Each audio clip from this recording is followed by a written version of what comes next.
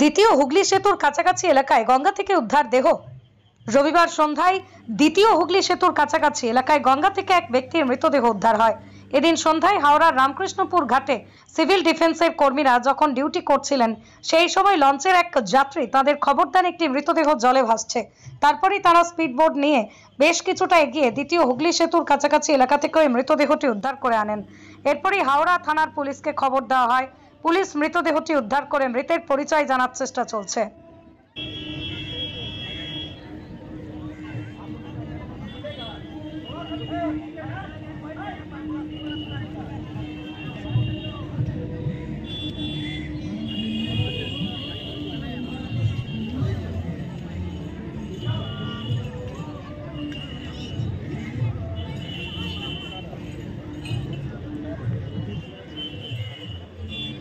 বডিটা কোথায় ভাসছে?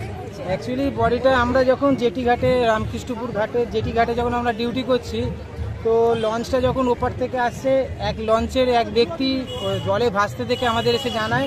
আমরা তখন সিভিল ডিফেন্সের টিম এবং আমাদের WBCF যুগ্ম উদ্যোগে আমাদের ওই স্পিড বোট নিয়ে প্রায় ধরুন সেকেন্ড ব্রিজের কাছাকাছি বডিটা ভেসে চলে যায়।